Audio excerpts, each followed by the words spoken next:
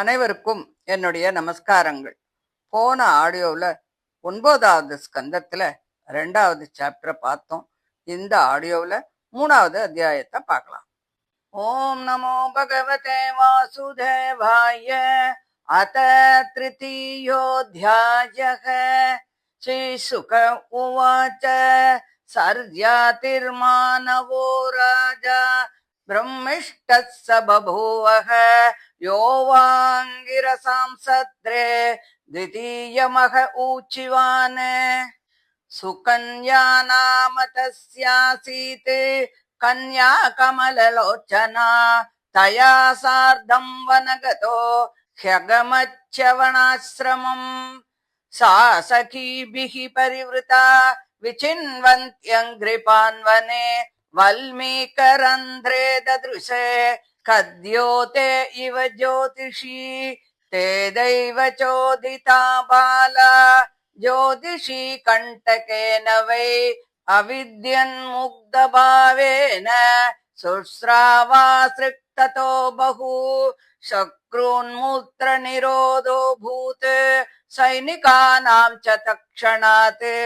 राजर्षिस्तम् उपालक्ष्य पुरुषान् विस्मितो ब्रवीत्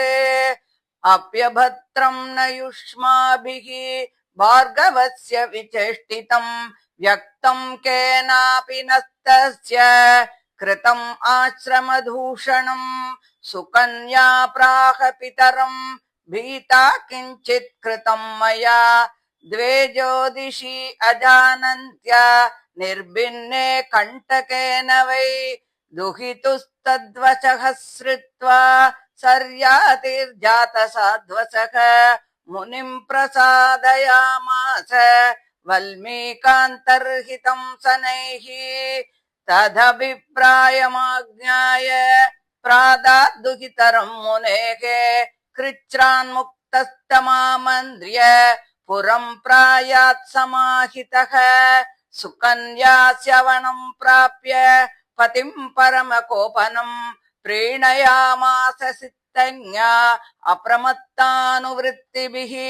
कस्यचित्त्वतकालस्य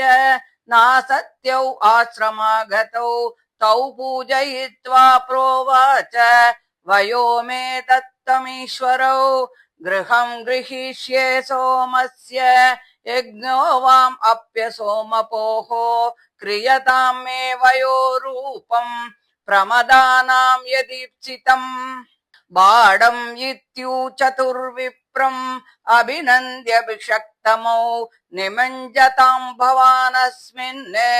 हृदे सिद्धविनिर्मिते इत्युक्त्वा धरयाग्रस्त देहो दमनि सन्ततः हृदं प्रवेशितोऽस्विभ्यां वलीपलितविप्रियः पुरुषास्त्रय उत्तस्तुः अपीच्या वनिता प्रियाः पद्मस्रजः कुण्डलिनः तुल्यरूपाः सुवाससः तान् निरीक्ष्य वरारोह स्वरूपान् सूर्यवर्चसः अजानती पतिं साध्वी अश्विनौ शरणं ययौ दर्शयित्वा पतिं तस्यै पातिव्रत्येन तोषितौ ऋषिं मामन्त्र्ययतुः विमानेन त्रिविष्टपं यक्ष्यमाणोत सर्यातिः श्यवनस्याश्रमं गतः ददर्श दुहितुः पार्श्वे पुरुषं सूर्यवर्चसं राजा दुहितरं प्राह कृतपादाभिवन्दनाम् आशिषश्चाप्रयुज्ञानः नातिप्रीतमना इव चिकीर्षितं ते किमिदं पतिस्त्वया प्रलम्बितो लोकनमस्कृतो मुनिः यत्त्वं जराग्रस्तम् असत्यसम्मतं विहाय जारं भजसे मुमध्वगम् कथं मतिस्तेव गतान् यथा सतां कुलप्रसूते कुलदूषणं द्विदम् बिभर्षिजारं यदपत्रपाकुलं पितुश्च भर्तुश्च नयस्य दस्तमः एवं ब्रुवाणं पितरं स्मयमाना शुचिस्मिता उवाच तात जामाता तवैष भृगुनन्दनः शशंस पुत्रे तत्सर्वम् वयोरूपाभिलम्बनम् विस्मितः परमप्रीतः तनयाम् परिषस्वजे सोमेन याजयन् वीरम् ग्रहम् सोमस्य चाग्रहीते असोमपोरप्यस्विनोः शवनस्वेन तेजसा हन्तुम् तमाददे वज्रम् सद्यो मन्युरमर्षितः स वज्रम् स्तम्भयामास भुजम् इन्द्रस्य भार्गवः अन्वजानम् ततः सर्वे ग्रहम् सोमस्य चाश्विनोः विषजाविति यत्पूर्वम् सोमाहुत्या बहिष्कृतौ उत्तानबर्हिरानर्तः भूरिशेन इति त्रयः सर्यातेरभवन् पुत्रा आनर्ताद्रेवतो भवत् सोऽन्तः समुद्रे नगरीम् विनिर्माय कुशस्थलीम् आस्थितो भुङ्क्त विषयान् आनर्तादीनरिन्दम